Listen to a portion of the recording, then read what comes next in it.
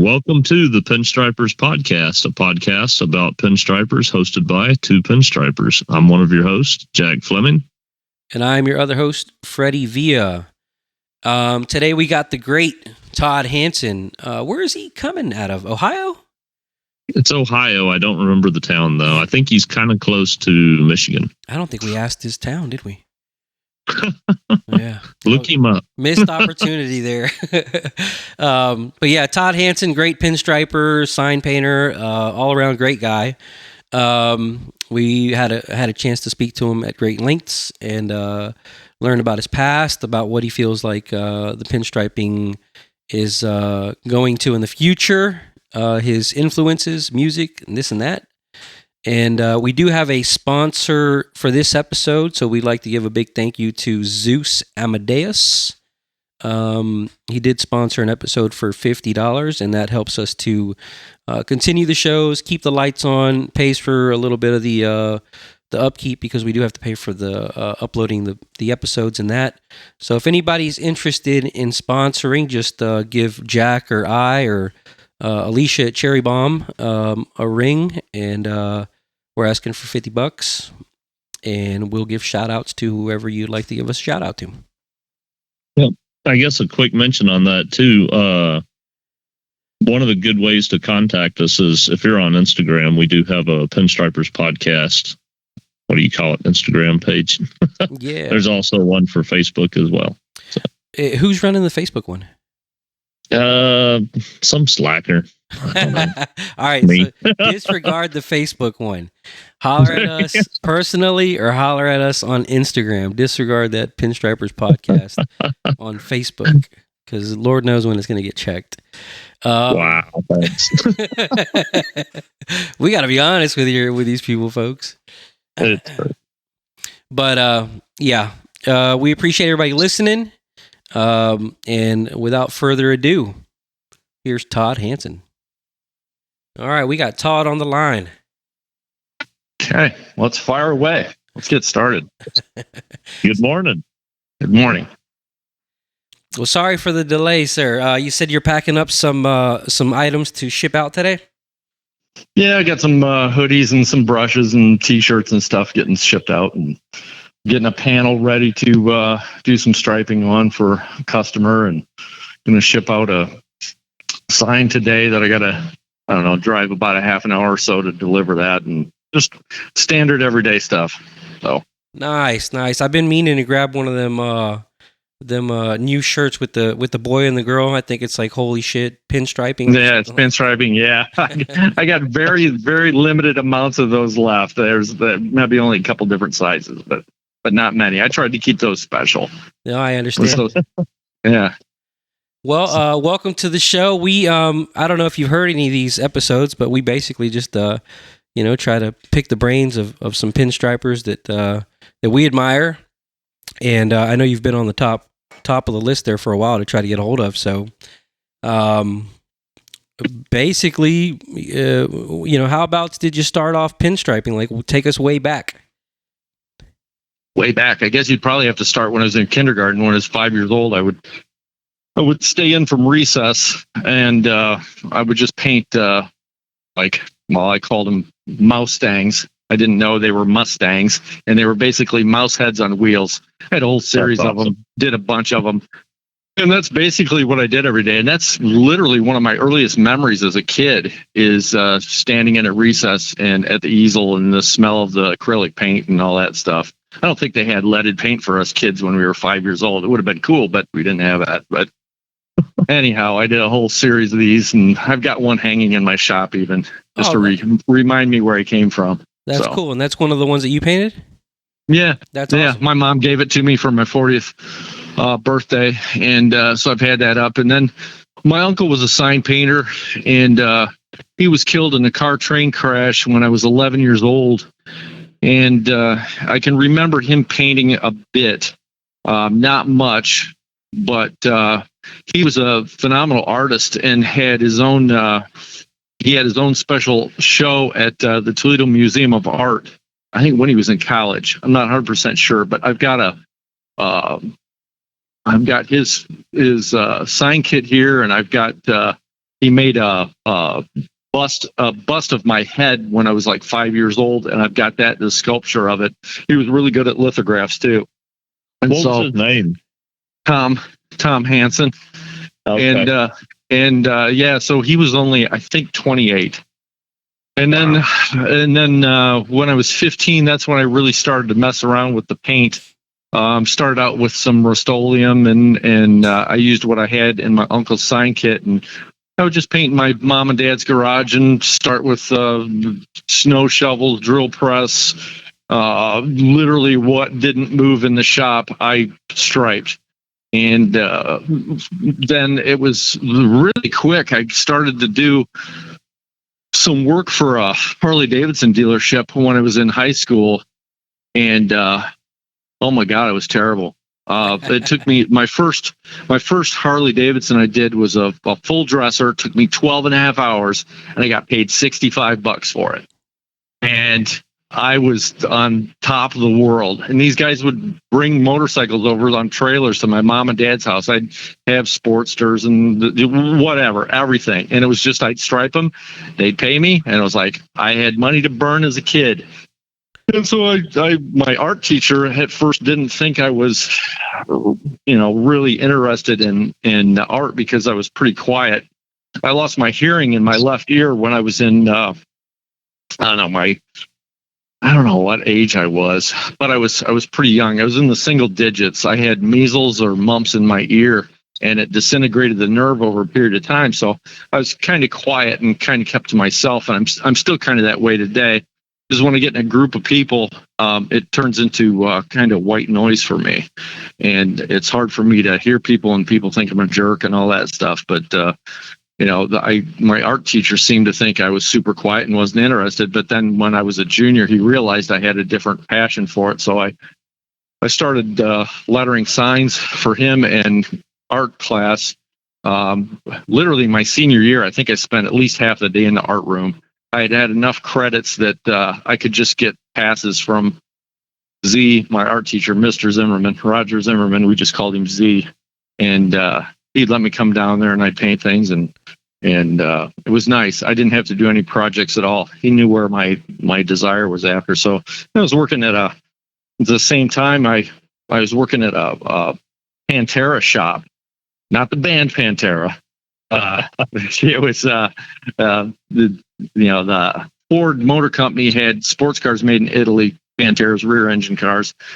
There was a shop here in town, and they also did other custom work. And I was pinstriping vans for dealerships in Toledo, and I was making $2.16 an hour, working from 7 o'clock at night to 11 o'clock at night. They didn't really have any set hours, and the child labor laws, you were supposed to stop at 9, but my parents didn't care. My dad had dropped me off and picked me up, and so I was kind of getting learning the ropes as I was going there. And then I went How to work old were you then? Probably 16. Okay. Yeah, somewhere in there, 16. Some things just kind of happened quick. I was still doing motorcycles for the dealership, and now at my advanced age, everything kind of mushes together. But I know it was my high school years, I was really invested in doing a lot of different things, and then it all kind of, then I got hooked up with another Harley Davidson dealership here in town that they also had Kawasaki's and Hondas. And so when I was like, I don't know, that's when I was maybe getting 17, so somewhere in there, I would go to the dealership. He'd give me the keys to the place and say, do yourself up a couple of Gold Wings and maybe a couple of Sportsters and whatever you want to do. And then just come in and we'll pay you tomorrow. So I I had a great opportunity where, nobody was really hassling me, and I was kind of learning at my own pace. Never really had anybody teach me. And ended up quit at the one Pantera shop because I had opportunity to get hired on as a sign painter at a small sign shop here in town, where the owner, he had 2 other employees, and the sign painter quit. So I got a big raise. I jumped up to $2.90 an hour, and then started painting again. And then I did that until my wife and I got married. I was like 18, 19, somewhere in there. And then started working at that guy retired. So then I ended up working for a bigger sign company that had a place in Toledo and one here in Wauseon. And I worked there for 3 years, and that's where I got all my gray hair. I ended up, I could do anything. I had opportunities where I would pinstripe cars if they came in. I would letter signs, but I was low on seniority because they had other sign painter.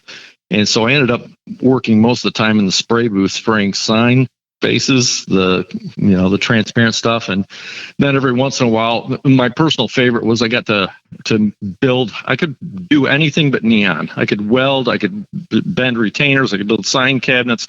I built a 4-foot by 28-foot sign for a Mexican restaurant. Did everything. They just handed me the work order. I built it from scratch, and the only thing I didn't do was install it. And I was kind of proud of that. I've always felt pretty good that with my skills that my dad taught me when I was young, that if you got some common sense, you can pretty much do anything you want to if you studied a little bit. So then when I worked at that place, I got fired for lettering a van for one of their customers for $200 so I could buy a chair, because my wife and I had just got married, bought a house, had 2 kids.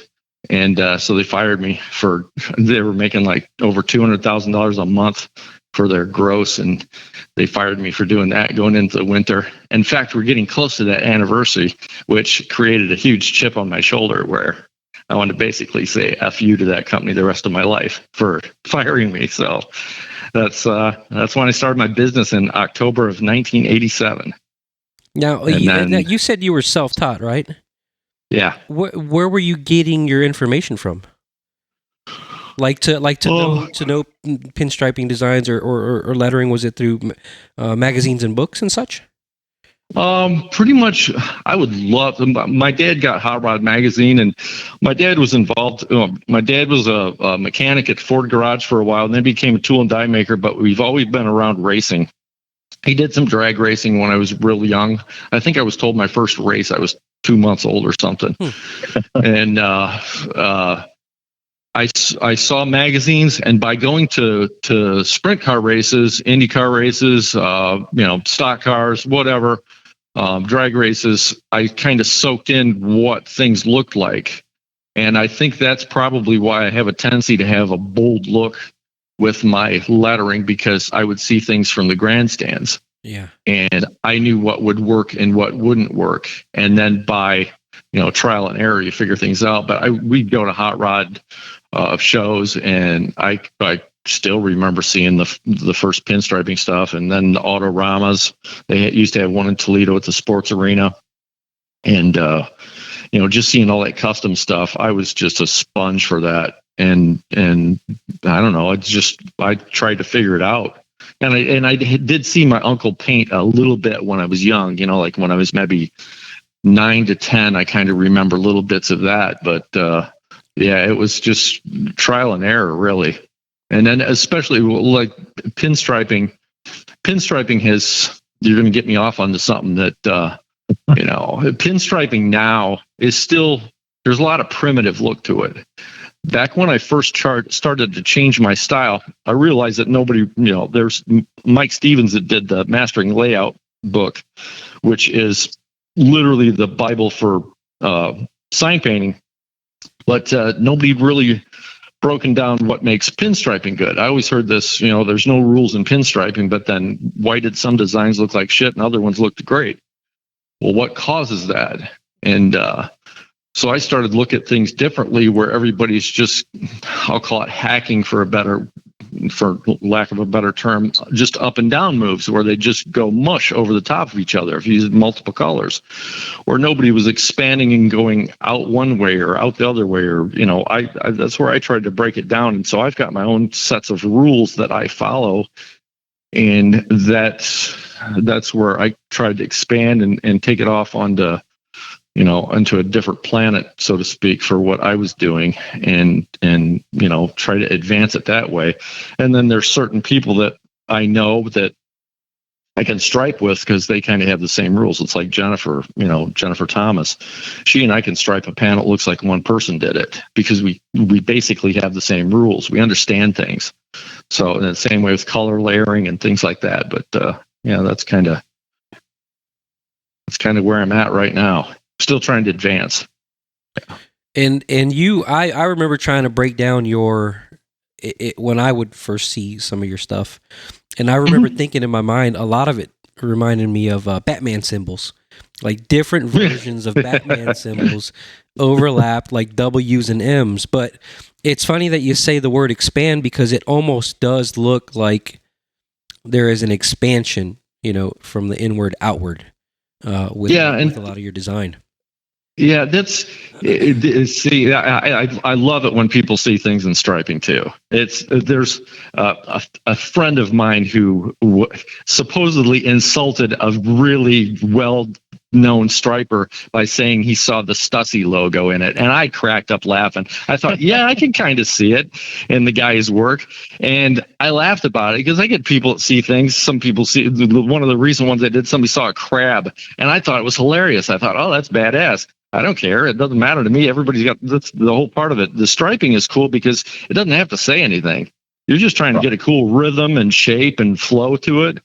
And there's certain things that I work on myself to try to, tighten it up in the center a bit or whatever. But I've told the story many times, but I saw a guy on PBS, Bruce Blitz, cartoonist, that talked about how cartoons look better if there's a varying line value from thin to thick. And I thought at that moment I can do that with pinstriping, and it really changed the look of everything.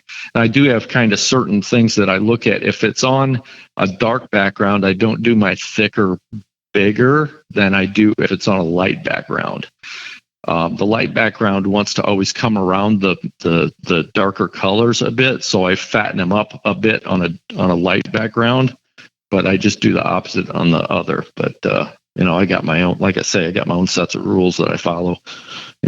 Sharper crossovers and short lines, long lines, and just a lot of there's a lot of inner things that I think about that.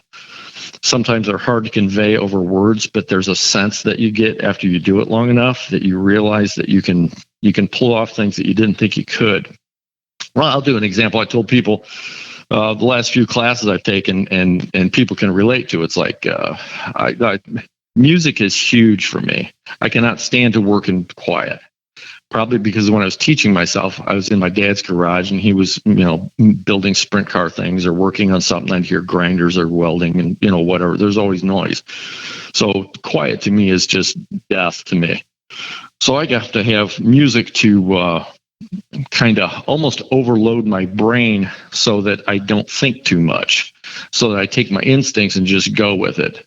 And when I do that, I seem to design better. And so when I started to do these different shapes and things, I realized that Keith Richards will play honky tonk women multitude of ways every time he plays it. I've got 14 different versions, I think, on my Apple Music, and he knows where he's going to start and he knows where he's going to end, but he can shoot off at various places throughout the song. But still, it's honky tonk women. So the same with pinstriping design. If I want to break a line and do some sort of a loop and still come back in and catch that same flow, I can do that. If I want to do it 1 time, 2 times, 3 times, I can do that and still know where I'm going. And that's changed my outlook on things. And I've tried to get away from with pinstriping. You're always going to have standard pinstriping moves, but I've also tried to incorporate different shapes to it that are not necessarily a little more, again, lack of a better term, psychedelic, but it's got kind of a weird waviness to it. But then I looked to my friend Jeremy Kemp down in Spartanburg, South Carolina, who I absolutely love his striping, and it's so different, but yet he inspired me to do something different too. So I look at the music and just kind of taking a different approach line wise instead of the standard same small S curve or a C curve or whatever. I get extremely bored, and that's where it's like today. My opinion of pinstriping is there's a lot of real basic sameness to a lot of people's work, and it's the same thing with just a rectangle panel. Well, that's why I tried to do some panels that have some weird, funky shapes. I got some other ones coming up that are just kind of bizarre looking, but it seems too formulated at times with what we're doing. And since this is my career, I want to keep progressing. And hopefully somebody just comes along and maybe takes what I'm doing and takes it to another level. And that's the hope that I have, because if you think about when, people start out, you have, I'm going to say virtually everybody is pretty primitive when they start, but then what level are you going to take yourself to? Are you going to be satisfied with doing basically the same thing over and over your whole career? Or are you going to try to advance your craft and expand with what you're thinking in your designs? So that's what I'm trying to do. I think it shows. I think there's really nobody else that I've seen that has the style that you have. I think also the fact that you don't leave any disconnected lines. Correct? Most of them are continuous line designs. Yeah, but not necessarily on cars. A lot of times on panels I do, but that's not set in stone. A lot of them I do, it is, and that came from my art class in school. I can't remember what it was called for the life of me. We did this and you put your pencil down and you draw a shoe. You never pick it up. Yeah. So it's one never ending. There was some, and it kind of came from that.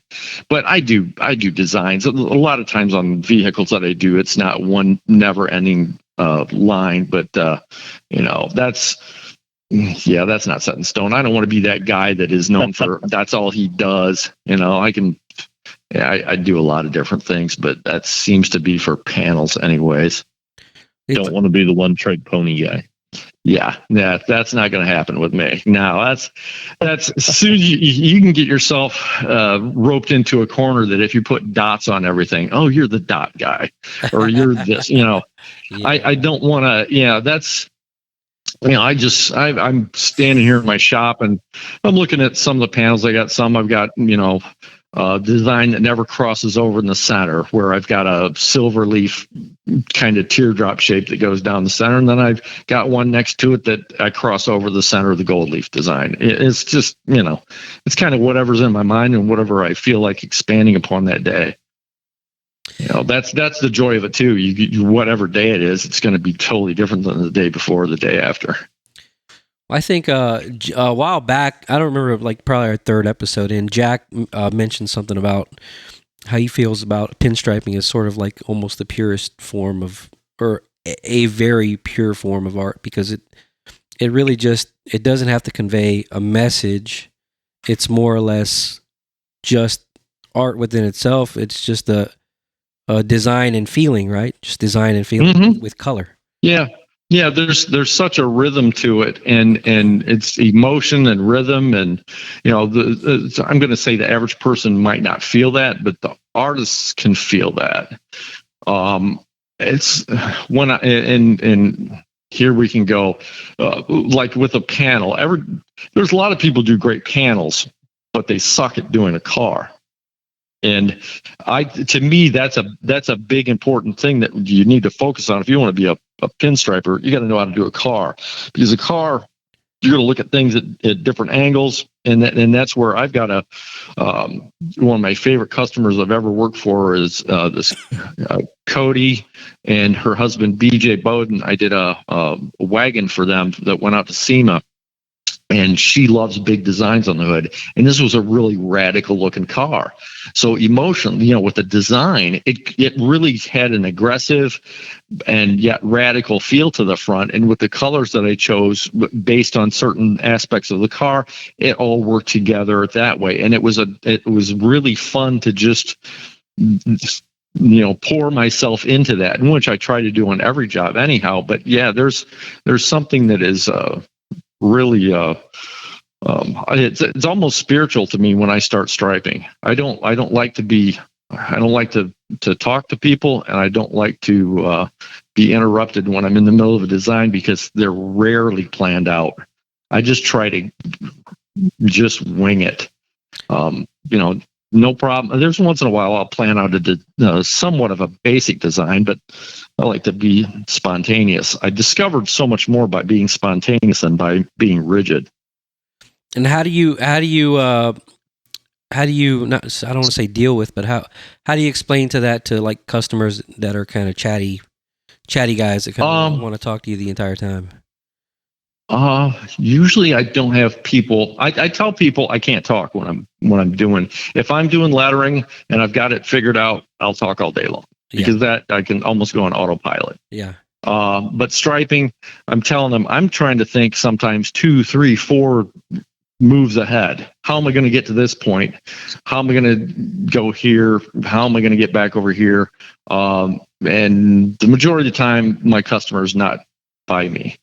And I'll usually tell them if you're going to watch. Sometimes if they get kind of, I don't know, I've had people stand and watch me, but if it's like doing a long straight line, that doesn't bother me. I still won't talk, but I'll tell them, if they start talking too much, I go, it's going to cost you twice as much if you sit here and watch me. I just, the same way with the radio station. If I go to a place and they're playing New Country, I'll tell them it's going to cost you 3 times as much for me to listen to this crap than if it's like I gotta have it on my music. But I've kind of beat that now because I got myself a set of headphones and just tune into what I want to listen to. But it's usually I don't have a problem with customers because I don't know. I guess the reputation over the years is to trust what I do. Every once in a while, you get somebody that kind of, as soon as people start telling you too much, it's basically tying one of your arms behind your back. Yeah. And they hire. I tell them. I try to be polite and say, "Hey, you're hiring me to be me. This is what I do." And I try to. It's a constant education. It's a good question because I try to constantly educate my customers on the why I'm doing something, why I do this. And if I say I don't want to do this, I give them a reason why. I just don't say no. I'm not going to do that. There's a reason why you do it and why you don't. And most people, if they have common sense and usually the people have the big money and cars and things, they do have common sense or they wouldn't be in that position. They'll listen to you. But once in a while you get somebody that just won't listen to you. And there was years ago, I striped a semi. I went to this place and the dealership paid for it. And they said, well, the customer has some ideas on what they want. I thought, oh, great. They basically had 3 sketches, and I told them in advance. I said, you want me to basically, on this Volvo truck, I said, you're wanting me to do 3 completely different styles in 3 sections of this truck. And I said, it's going to look like crap. You are not going to like it. And they said, nope, this is what we want. So I did it. And it looked like crap. And literally the next day, I saw the truck out at our Walmart parking lot, and they had stripped off 2/3 of the striping that I did, but they didn't want to tell me. So I was like, yeah, I kind of do know what I'm talking about at times. I do know what I'm talking about with stripes. I might not know anything about politics, but I know something about stripes because that's my business. But the majority of the time it's not too difficult to dial people in. I usually ask people what they don't like, if it's the color, or give me some sort of picture on my website. Say I like this amount. Sometimes when people say I want something subtle, they'll have a black vehicle and they go, well, I want white, yellow, and orange on it. I go, well, you're not going to be real subtle with that. It's just the contrast is going to jump off. But you can. I don't know. I've done it long enough now. I don't get too wound up about people. Yeah. Do you do most of the jobs that you do in your shop, or are you traveling still quite a bit? Or I'm asking because it seems like your environment could probably help, guide that mentality that you're looking for there with stuff when people are in your environment and see what people you have. And it's kind of I'll go social media on that here. Social media has changed a lot for me. I've gotten work just based on being on Facebook and on Instagram. Nice paying jobs, thousands of dollars worth of work just because of that. And they'll see me, and I'll go All right, if it fits in my shop, I got a 27 foot by 46 foot shop, 9 feet high door, 10 feet wide. If it fits in my shop, I want somebody to bring it here. But I have no problem driving somewhere. Like Monday, I drove an hour and 15 minutes to go to this place I'd never been before to stripe a truck for a customer that I've done 2 other trucks for. And you always show up going, okay, what am I going to be working in today? Is it going to be a grease-filled dump, or is it going to be nice? Right. And it happened to be really nice. It was kind of cold, but it was still nice. That can make a difference. And but most of the time, yeah, I shouldn't say it's, I don't know, 50-50. It depends on the month. There was at one point I worked out of my shop 22 days in a row at a different place from, an hour and a half west to 2 hours north. And I can pretty much work in anything now. Bert Quimby and I have talked before. Bert does all his work at his place. He rarely leaves his shop. And he had said to me, he said, I don't know how you do the work that you do in the places that you do. And I said, I realized that living in a town of only 7,500 people, I was going to have to travel to do work. I've been fortunate enough to get people to drive from 5 hours away to bring me, motorcycles or cars or whatever to do. And, whether they trailer them here or whatever, I try to be very accommodating when they show up. I tell them, I don't care if you show up Sunday or Monday night or whatever. I said, if you're bringing it to me, I can be, accessible to that. And then when you get them here, and I try to have my walls like, almost like a candy store in a way, so that people stand here and they go, I could just stand here and look around your shop for, hours. I go, that's what I want. That's kind of what I was wondering too, whenever I was thinking about that. I was mobile completely up until earlier this year, and having a shop is so nice. But at the same time, yeah, if you can kind of make it, like you're saying, like a little bit of a candy store for them to sit there and get ideas off of, and their ideas that are in your lane, right? Yeah. And the advantage, again, they go back to social media, where people can pull up their phone, and people who go on my website, or they'll see things on Facebook or Instagram, and they might see pictures of my shop. They'll see pictures of my work.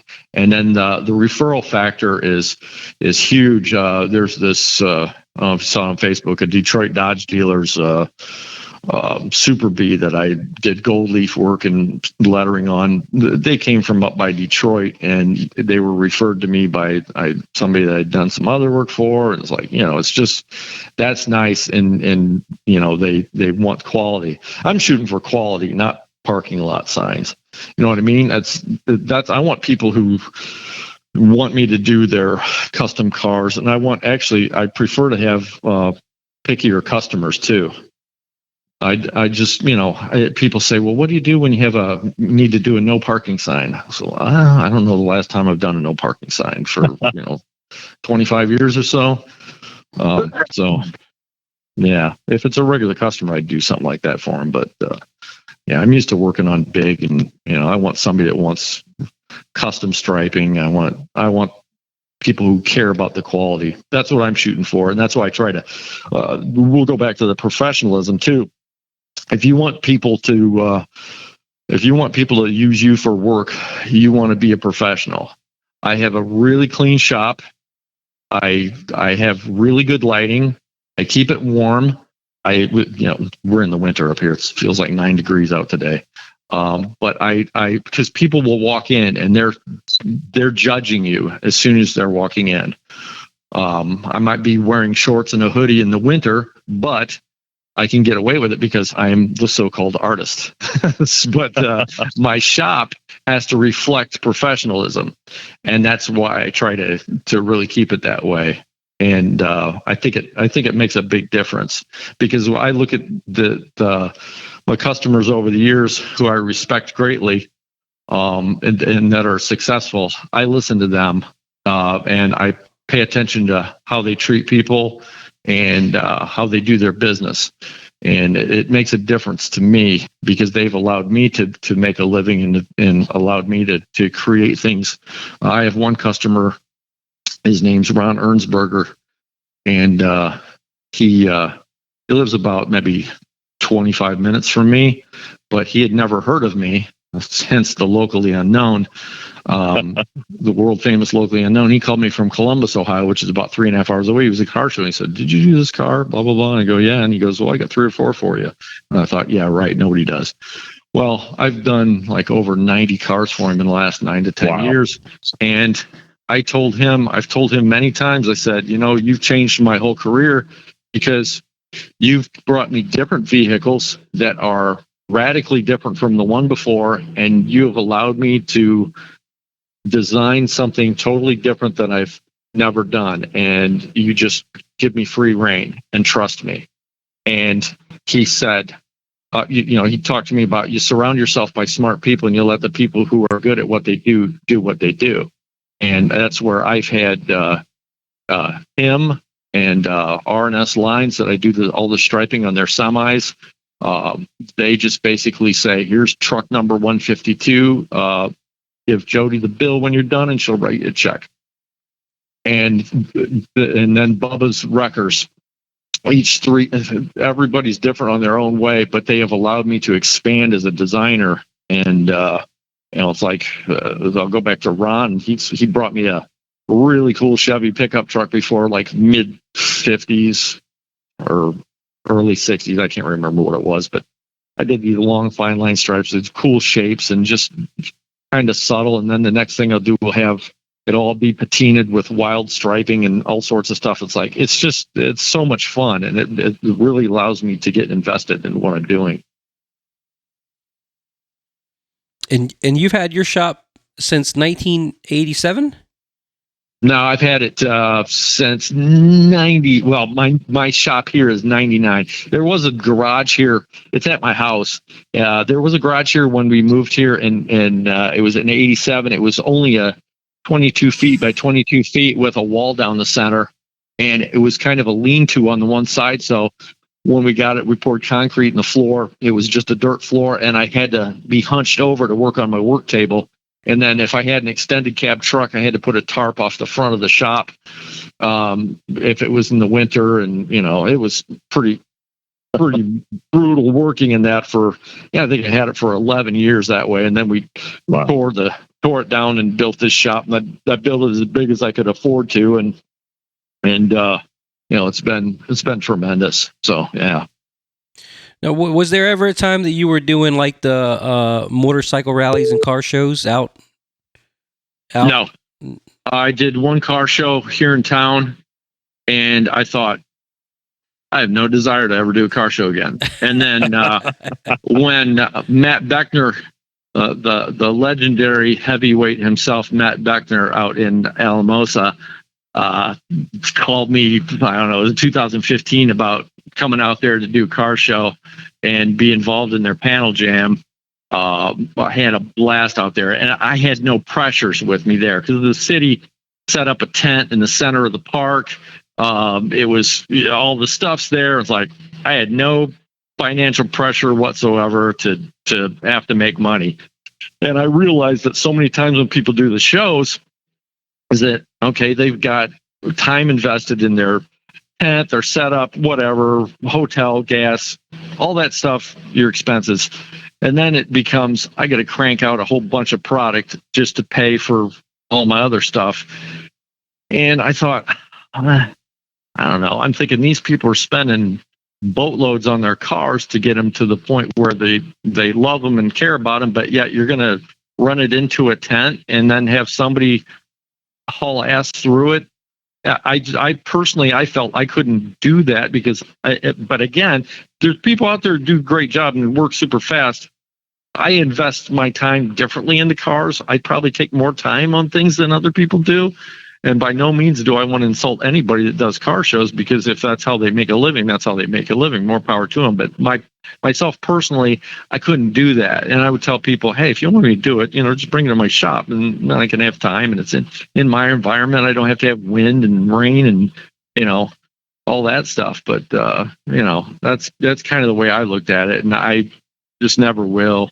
I just if I ever went back to a show, it's got to be something where I'm there. I did that up at Quebec City with Pierre Tardif, but that's we're just kind of doing a fun indoor show. We're striping and lettering on stuff that's there at the show, and might make a few bucks here or there. But yeah, I have no desire to do any of the rally stuff. Yeah, they can be. They can have their own challenges for sure.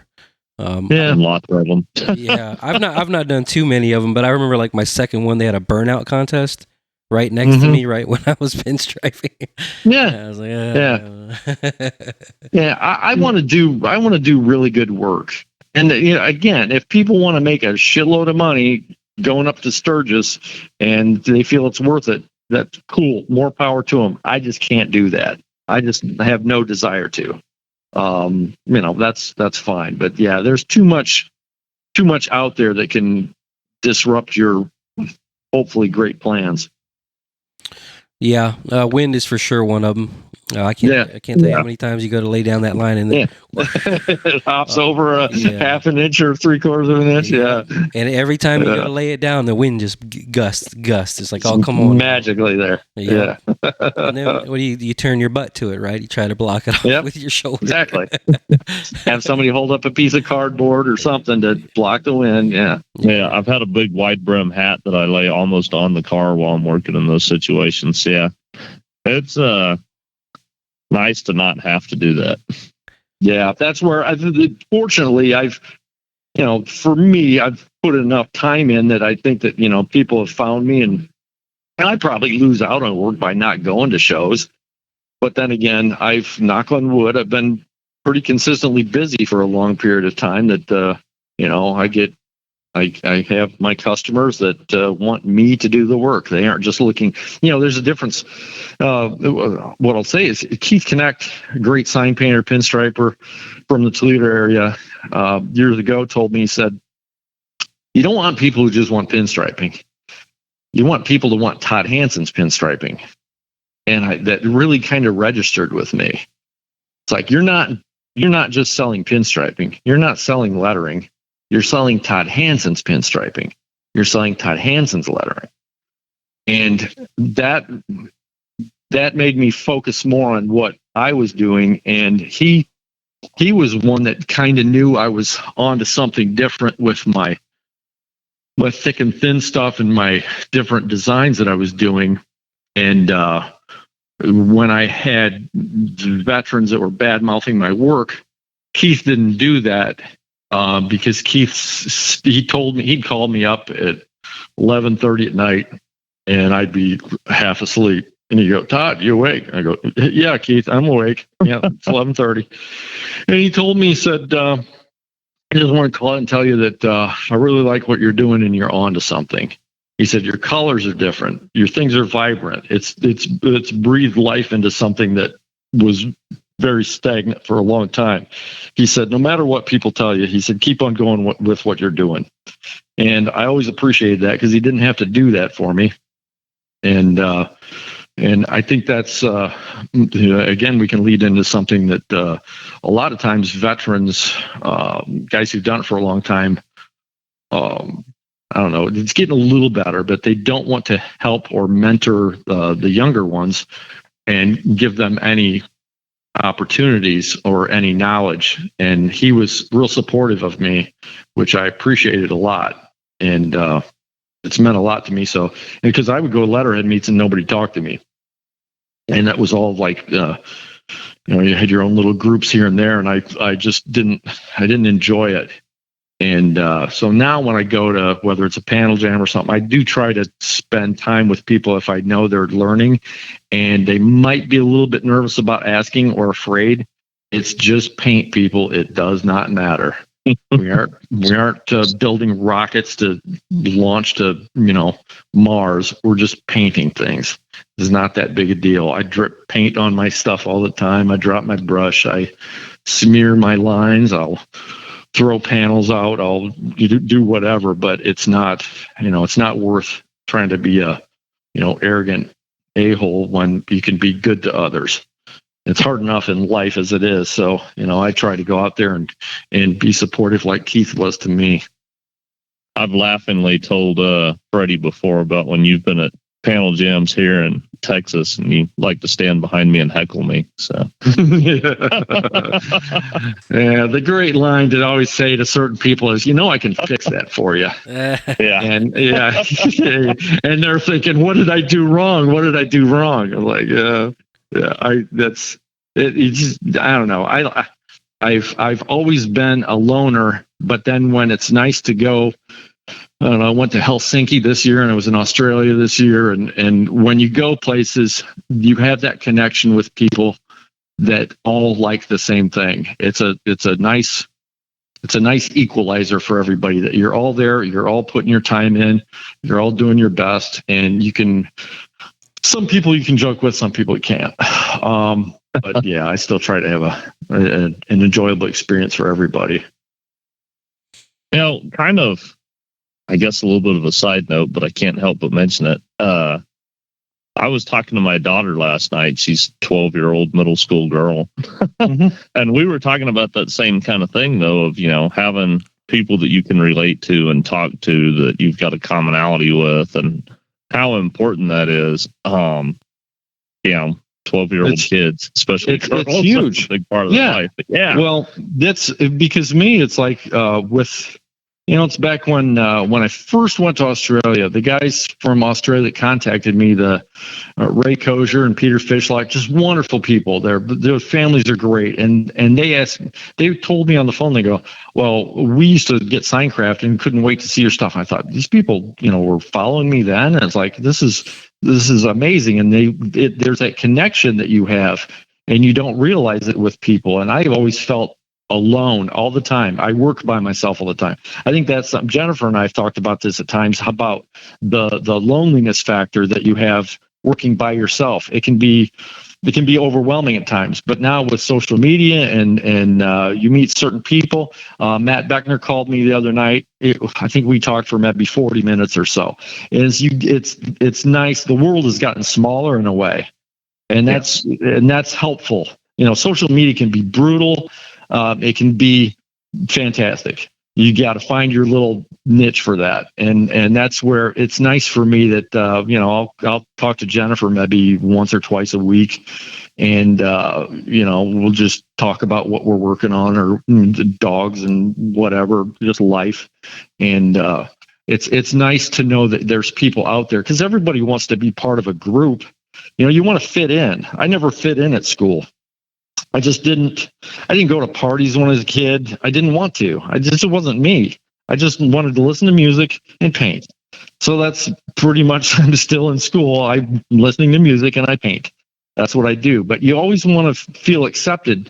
And I think that's the part with what we do, is there's people, it doesn't matter to me if you got tattoos on your forehead. I don't care if you paint and you're cool. I'm fine with that. Some people judge each other. We get judged all the time, and I judge people. We all judge people, but there's something about that. As I've gotten older, I've tried to look at people and go, what? They're trying to fit in the world too. They could be just wonderful people, but they're just maybe not sure where they fit in. And that's the cool part with what we do, is we can fit in with a lot of different people that you can relate to them. Good, because everybody struggles. I don't know anybody who doesn't struggle with creating and that loves everything that they do, and all that stuff.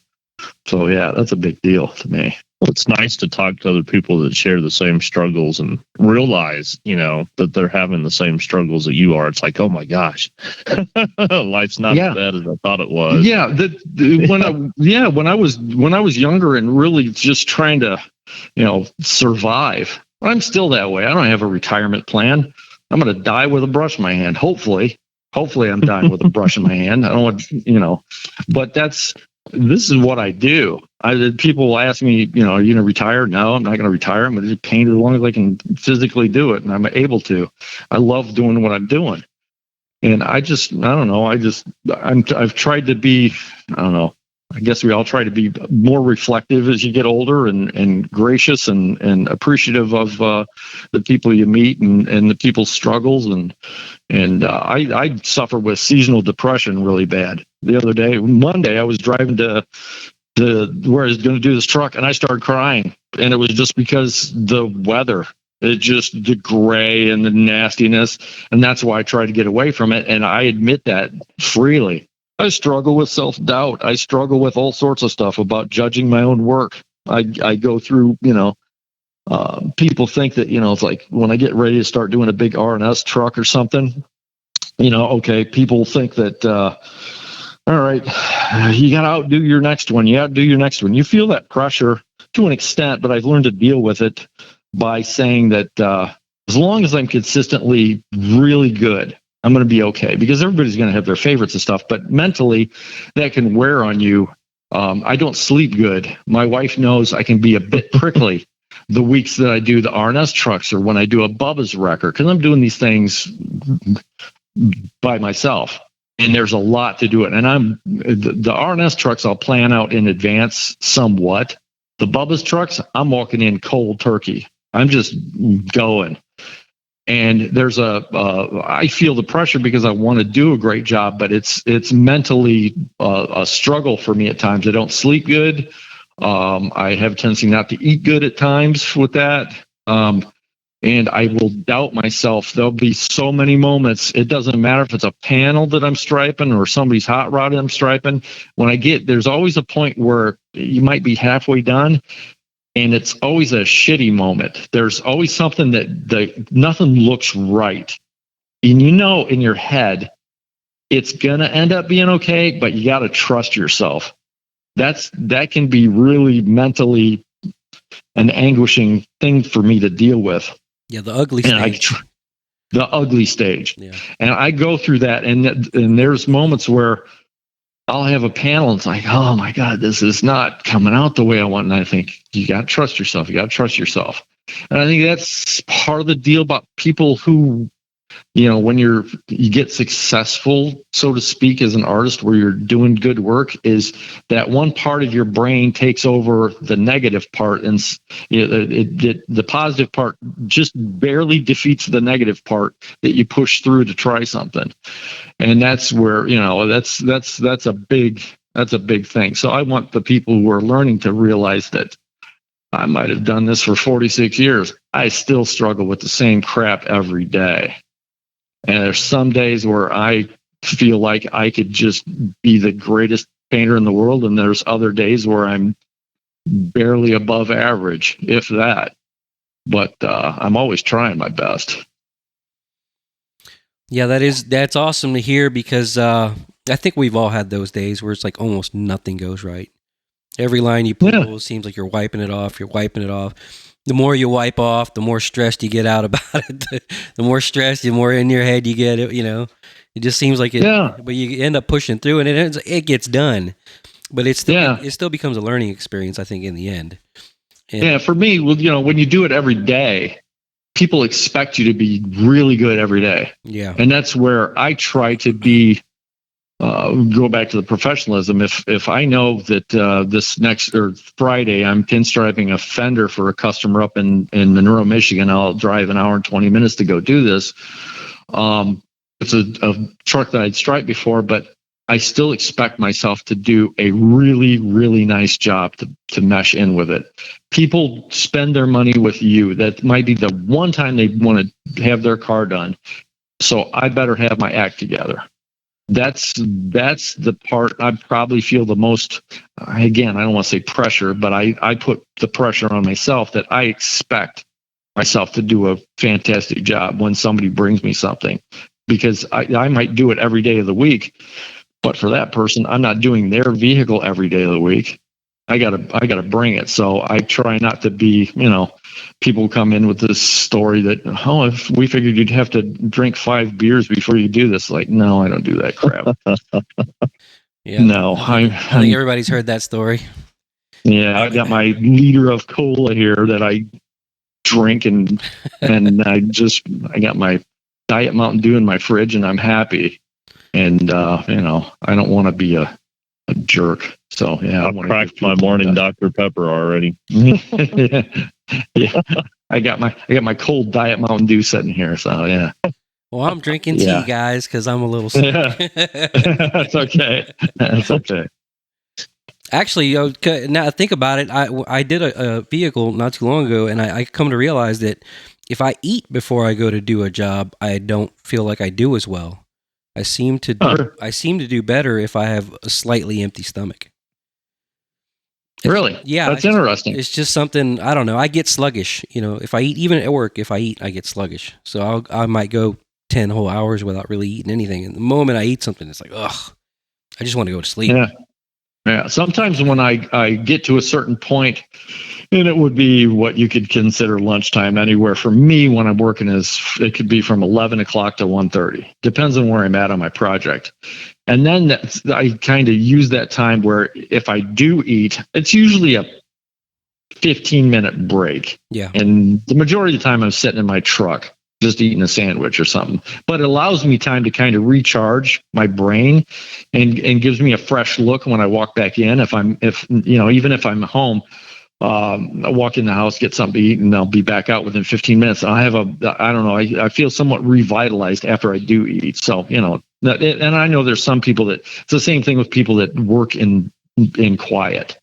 If they work in quiet, that's just what they do. Everybody's different, but that's interesting. I know musicians have a tendency not to eat before they go on stage because they'll feel like crap. They got to eat like 2 hours in advance or 3 hours in advance so they digest their food. But whatever. Yeah, well, I'm a big guy. I'm not going to waste away. I mean, I probably got at least a week and a half of reserve in me. Start fasting like a monk or something before you pinstripe. Well, I did do I try to do the intermittent fasting. I feel it feels good when I do it, and so I think it works for me. But I was curious to know you still use one shot, I believe. Yeah, all the time. Has there ever been a time where you messed around with urethane or tried urethane or? I have a little bit of urethane on hand, and it's only for basketballs. The autograph balls, they work great. They dry fast. It dries. If you use the one shot, it takes an ungodly amount of time to dry on these basketballs. Or I use the urethanes for metallics. I've tried using the hot hues, and I felt like and I'm a bad ice skater, but I felt like I was ice skating on the edge of a cliff that was 2,000 feet above a volcano. And for the first 5 minutes, it was great for me. And then it was hard. So when I use any urethanes, I seem to use House of Color. I like the House of Color, just feels right to me. Again, people have their preferences. Yeah, I don't care. Feeling. Yeah. It's like, people use Ronin. Cool. I've used Ronin before at shows, and it's been fine. I don't have a problem with it. I've always used one shot. It's like, you put your favorite pair of shoes on. It's just what it feels like when you're starting to work with it. But I have a tendency to pre-mix all my colors. I rarely use anything straight out of the can. My dark blue will always have black mixed into it. My light blue's always got some black mixed into it or dark blue mixed into it. It helps with the coverage. Mm-hmm. Everybody gets mad at one shot about changing the formulas. Well, it's not their choice. I've been around their chemists enough to learn the information that, when you got California that says you can't do this, you can't do that. Government says you can't use this, you can't use that. Well, it kind of puts these companies in a predicament where, in the same thing, if a resin company goes out of business, well, then you got to find new resin. If a pigment company that you used to get your pigment from goes out of business, you got to find pigment from another place. So, and it's always got to be formulated into what they're doing. So I gained a lot more respect for the people who make it by meeting people and talking to them and understanding, I guess, what you could call the viscosity area too. They can make it cover better, but it makes it so thick that you can't brush it. So you're trying to find that happy medium, and it doesn't matter if it's automotive paint or one-shot paint. Yellow is always going to be more transparent. Yeah. It just is. That's what it is. And I'll take like Winsor Newton, the really good high dollar stuff, and I'll add some cadmium red to my bright red. I'll squirt that out in it. It's got to be the I don't know if I can even find it in my cabinet right now, but it's the high end stuff that it might be a little tiny tube, but it might cost you $28 or something, but I'll add that into, but, and I've started to use activator in my paint over the last year and a half also. Hadn't done that for a while or forever. Once in a while I would do it, but the majority of the time now. So what are you feeling the benefit to that? Just curious. Oh, I don't know. I'm going to find out. I'm going to see if it, I'm hoping that it keeps its shine longer and holds up longer. I know what I've done with it, and it's kind of my own personal test. So we'll see. And I don't know, there's in some places they'll say we got to add this much activator to it. Well, it can make the paint more transparent, and it can make it really slippery, right? Where it's virtually hard to control. I've always been, I guess you'll know what I mean by a dipper, where I have I've always dipped into the can of paint and then dipped into my reducer. And I always like to control the drag on my brush versus the people who just dump it in a cup and mix it up. Yeah. I don't know, when I do designs, I like it to be more like dirt track racing, where you have more bite when I'm doing my turns and my shorter moves. But then when I'm doing long lines, I want it to be more like drag racing, where I'm going straight. So I'll mix it a little bit thinner. But I'm not that talented at mixing in cups to dial that in. So I'm always dipping and whatever. And yeah, I dip too. It's not about the first time I went to a panel jam, I thought I was the idiot child who didn't learn right, because everybody else is using these little cups and I'm dipping back and forth. But then as I got older, I realized that, well, who gives a shit how you do it? It's, the finished product that matters. I have a tendency I use a lot of paint too. When Jennifer helped me on the RNS truck, she was surprised how much paint I actually lay on the vehicle. And I try to reduce as least as possible so that I get a good deposit of paint on it, because there's, I've seen people where I've repaired cars and trucks that you can tell they were the ones that they started the stripe at the front and did a long stripe down the side. And then you can see the perfect fade away. There's more paint at the front fender. You can tell they are right-handed because they start at the passenger side at the front and they go to the back, and it's all faded away by the time you get to the back. I try to make sure that I got plenty of paint on so that whoever gets the cars, it's going to cover good. So that's why that's something that seems like the longer I work with this stuff, the more I realize how important that is to have a lot of paint loaded in the brush, at least to me. Mm-hmm. Yeah. For the same reasons. Yeah. Especially when it comes to lettering. Yeah. You got. Yeah. I want my work to last. It's my name that goes with the vehicle. So if everything fades out in a year and a half, that's not a good thing. That's probably why I don't use maroon either. Maroon is just I love maroon. If it's on a panel and it's going to be inside, I use maroon all the time. But if it's on a car, I gotta put purple in it. I put some black in it. I put some red. I try to doctor it up so it lasts longer, but that pigment just doesn't hold up as good. So that's why I'm kind of hoping waiting for it to dry. Oh yeah. Yep.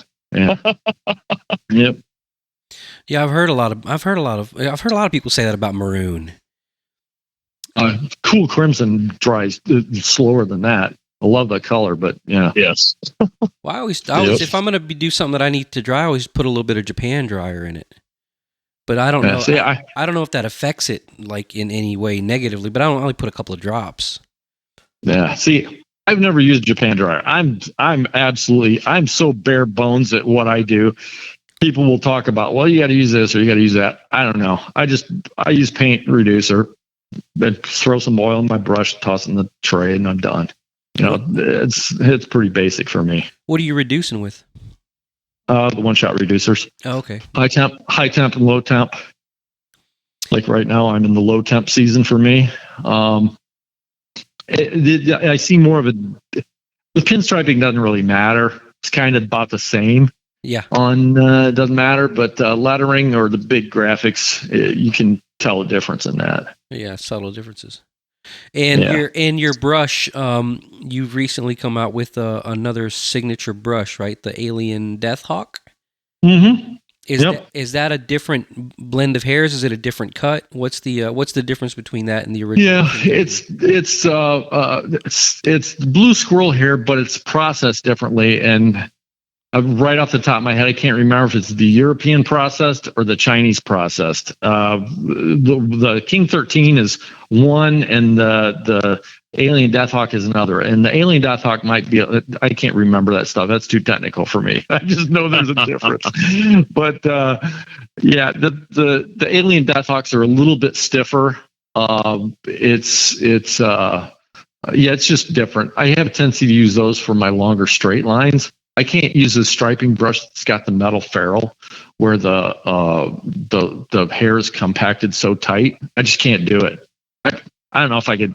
I guess I could probably teach myself, but I've done it long enough now. It's like I have a very minimalistic tray of brushes. I have like 6 quills, 2 flats, and just my pinstriping brushes. That's it. Some people have 150 brushes, and I just do whatever I need to with what I've got. But yeah, I find myself using the aliens for the long lines. And I noticed too, when you do your long lines, I don't know how to explain the way you do it. You use your palm as your guide. Yeah, some people do that where I put the brush handle up higher. Uh-huh. And some people drag their 3 fingers out or whatever off the side. Yeah. I can't do that. I feel too quivery. And again, I taught myself this way. I hold my brush mainly with my middle finger and my thumb, and then I use my index finger as kind of like a support. I think my middle finger isn't as I don't know. The index finger is more harsh when you're touching something, and my middle finger isn't. So there's a softness to it that you just like a little shock absorber type thing. It's a comfort thing for me, and I feel like I have more control that way. But again, who cares? My hand's different than your hands, and everybody just holds things differently. But yeah, that's just the way I do it. I like seeing that stuff because I still struggle immensely with them long straights, and I'm trying to do the way people say with the 3 fingers and the run it along the tape. I've even heard it called nail on the rail or whatever.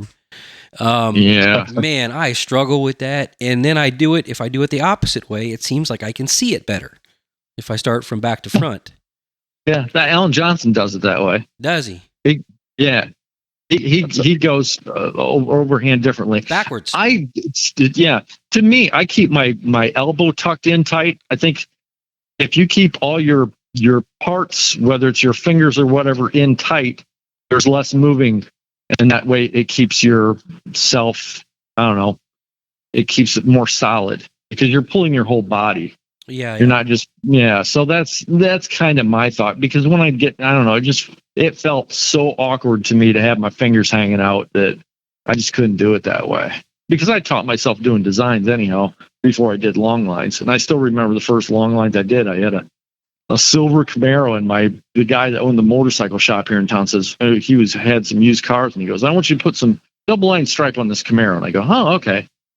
It's like after about the 8th attempt of trying to get down the first quarter panel, I thought, "Holy shit, I can't do this. There's a whole art to this." Yeah. That's literally the hardest thing there is to do. Some days there's a car. I did some Honda that one side of a car down in Findlay, Ohio, an hour and a half away from here, was a really pretty metallic blue, and I put 2 double line gray pinstripes down the side.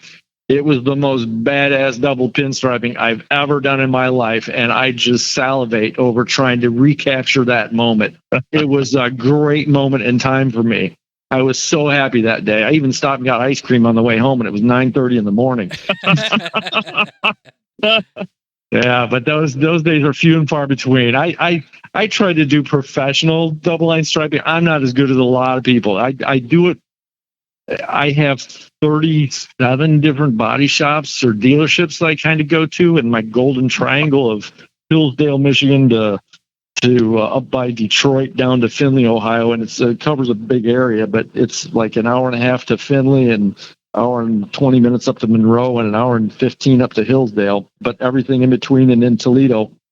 I do a lot of shops, but there's, I've got that one this week, but it might be 2 weeks before I do a double line job on something. And, there's guys that do it every day that scream down the sides. And, as I say, some days I'm really, really good. And some days I'm, just passable. I like how you said you were excited about getting that so nice. Like, you have the moments where you do a job and you just leave feeling great about it. Yeah. And I think that's a universal thing that, like, we always kind of chase that again, when we're doing this stuff. I think it's like that one, or when you make a move and it looks right, or when you cross over some wet paint where you're like, I don't know about this, but you do it and it looks good and you stand back like, oh man, I'm glad that worked out. Yeah. Well, if you think about it, it's the same thing with designs. My thought is, a design in your head is never better when it's in your head. As soon as you put it on a panel or on a car and you're thinking of something, I know I can do this, I can do that. As soon as you put it on the car, it's definite, it's done. And in your mind, you're still changing it. So your mind can evolve things constantly. And you have to get to that point where it's like, okay, I'll work through this one. It's a natural progression. That's where your style changes over a period of time. You're trying things out. And there's never anything better than what's imagined in your head, because it's always morphing. So as soon as you put it down, and if you're happy with it, that's a great day. That's a really great day. Yeah. Yeah, it's been a real fun journey to learn this stuff, and it's been real exciting to be able to speak to people like you and pick your brain, man. Yeah. Jack, did you have any other particular questions before we ask for the final questions? Yeah, kind of. I had a whole bunch of questions in mind, but you've kind of covered most of them. I guess one thing I was kind of thinking, I'm sitting here listening to the different things that you do and what I know of that you do, and kind of trying to piece into my head, I guess, a little bit, kind of what's a day in the life of Todd Hanson, sort of questions that come to mind. Like when we first started off, you talked about how you've got to ship some stuff out today. How much of your business is shipping out brushes and merchandise and stuff? Is it an every day, once a week? Oh, it depends. It's kind of odd. There'll be times where I'll have 30 packages in a week. There'll be times where it's almost consistent, a couple packages a day. Some will be more, some will be less. Sometimes it depends on what I post on Facebook. Or Instagram. If people see striping designs, and if I remember to tag King 13 or whatever, or I don't try to overly sell my stuff, because I don't know, I don't want to be, I want to promote my things, and this is how I make a living, but I don't want to be just, he's posting his crap again. I don't want to do that, but yeah, it's consistent enough. It's not like life changing, but yeah, I sell enough t-shirts and things that it makes it worthwhile. Everything's obviously worthwhile, or I wouldn't be doing it. Yeah, I was just curious. I always try to order because I use the King 13 brushes, and I've tried the Alien Deathhawks. I still really like the feel of the King 13. It just feels like it twists right for me. Yeah. But I always try to order, if I'm ordering brushes or something, directly from artists, if they carry them or whatnot. Just to me, it makes a difference. Yeah. I hand pick mine up there at Mac. I go up there, and I only live like an hour and 15 minutes from Mac.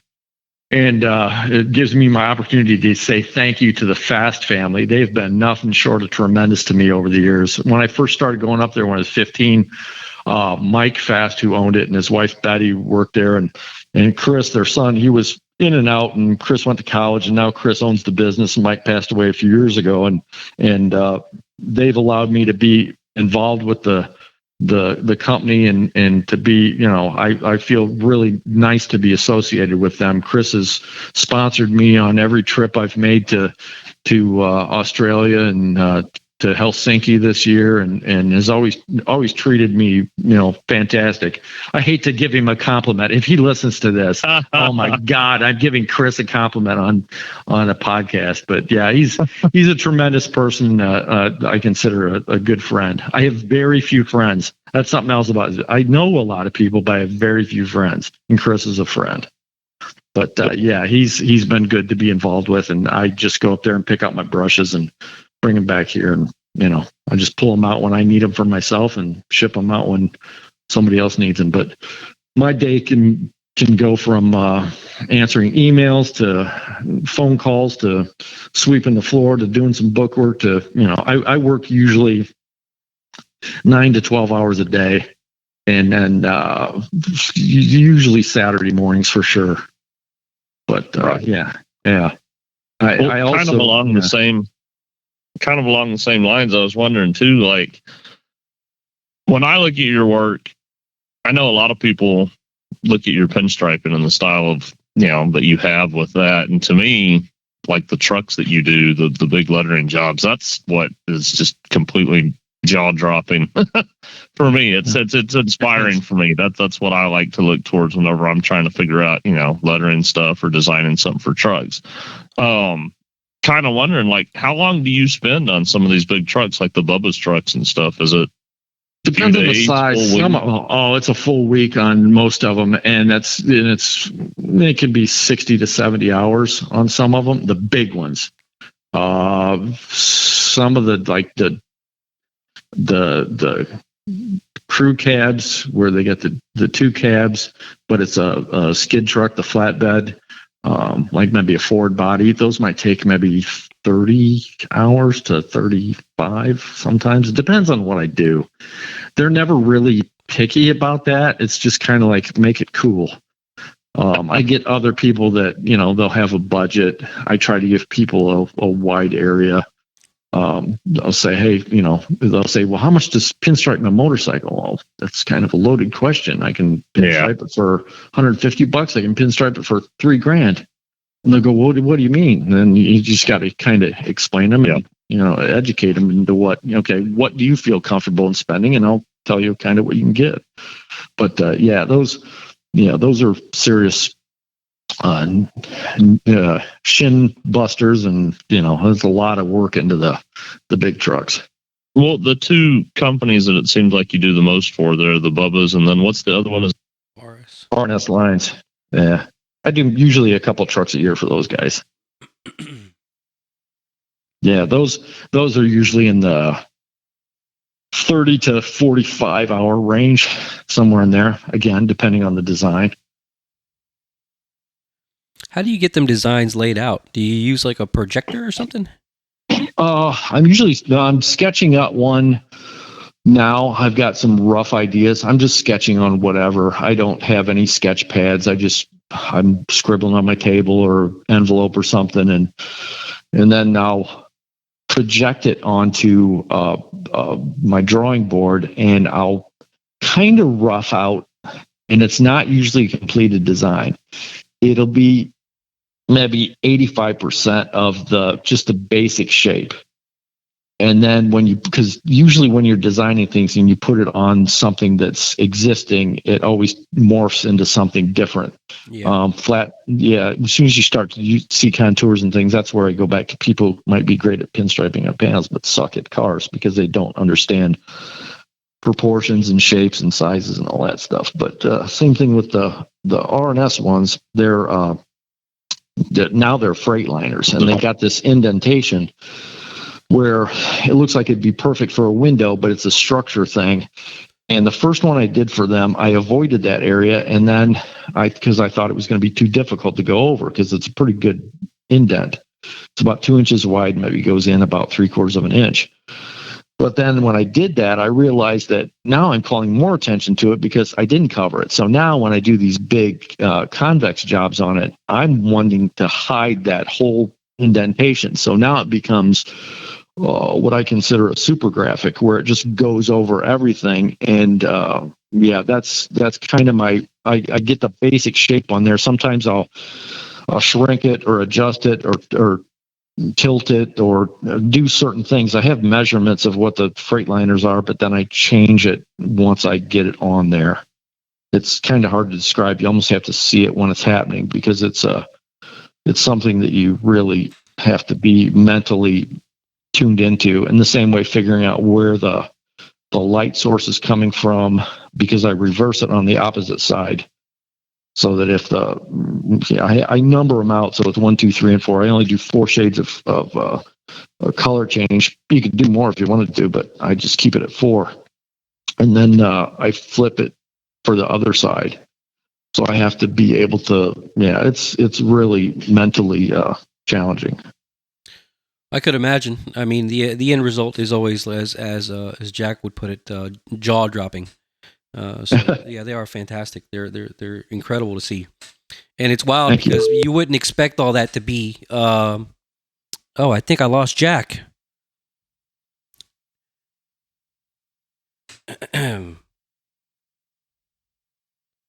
Texas is a big place. He probably got lost. Look, I think I got him back too. You back, Jack? Okay. I'm back. Okay. All right. We lost you. We didn't know we lost you until you called me. I was like, oh, I think I must have lost him. Yeah, I was sitting there and Todd's voice started cracking out, and then all of a sudden I could hear him, but I could tell I wasn't connected, and then all sound went away. I don't know what happened. Well, I was on my feet, man. We got you back. There you go. Yeah.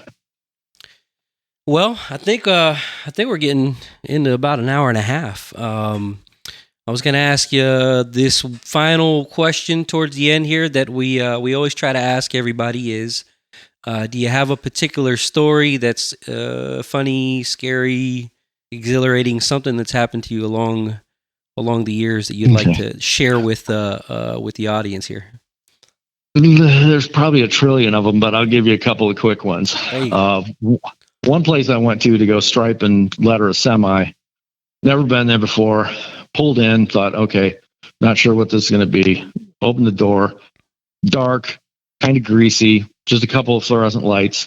But then on the floor, the guy was a trapper, had 60 muskrats, which are kind of like creek rats. They're kind of like big city rats.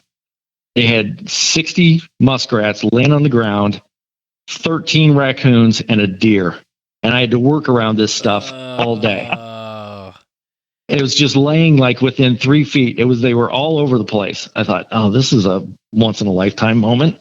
And then, and that was a trip because I was there for about 8 hours or so. That was a really rough one, but I still did a good job. I think that's why I can pull off working in anything, because it's like, okay, I could. And then I was working in downtown Toledo, and I had just come back from lunch, and it was kind of in the inner city on the north side, and it's a place where I get locked in. They open the door and then lock it after I get in. So that kind of tells you the area that you're in. Yeah. So I get back from lunch, park out front, and I go in, and the one of the guys that owns the place is on the phone to the Toledo police, and he goes, yeah, he's in the alley. And he kind of does this motion with his head for me to look in the alley. There's this dude that's like 6'5", 325 pounds, totally naked, just not one stitch of clothing on, just wandering at sloth pace down the alley. And it was like 105 degrees out that day. And they called the police, and they had to go, and we went out front and just stand there drinking our pops, and the homeless people are standing there watching this dude sitting on a guardrail that was in the sun in 105 degree heat. And then the Toledo police showed up and just tossed him in the back of the car with no blankets, no nothing, just tossed him in there and drove off. I thought, there's another one. Chalk that one up. That was probably the weirdest one, but yeah.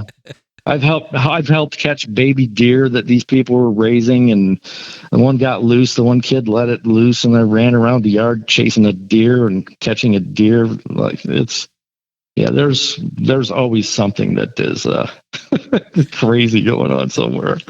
But yeah, those are my favorite too. He should have called the muskrat trapper for the deer situation. Yeah, I know exactly. He would have shot it though. These people were trying to help it heal up. Yeah. Yeah. Well, Jack, you got anything else, Bubba? No, it's good to hear from you, and I understand we're going to see you here in Dallas next year. So looking forward to that. Yep, Jennifer and I are making the trip down there. It was kind of one of those deals where she said, "If you're going, I'm going." And I said, "If I'm going, you're going." One of those deals. So, we'll make our appearance down there. I just love Texas. Texas is a great place to go. I've always had a great time. Actually, Texas is one of the when I ship stuff out for my orders, usually Texas and Florida are my big two here in the States. There you go. Yeah. We got you covered on those, me and Freddie. That's right. Yeah, exactly. I'm near Tampa, so. Yeah. Well, that's cool. All right. Awesome. Well, I've had a blast, guys. I will say one thing to all the veterans out there: mentor somebody. You get rewarded by it. I've been blessed to be able to mentor some people, and I feel like that has made me feel better as a human being, where you feel like you do have a purpose, that you can keep a craft alive and help somebody's career. That's a big thing for me. When I get more happiness out of seeing other people's success than I do my own.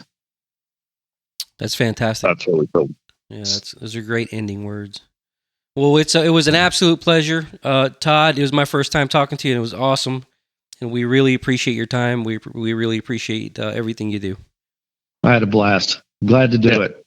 Take care, guys. Definitely appreciate you coming on, and we'll talk to you soon. All right. We'll see you. All right. Bye-bye. All right. Bye.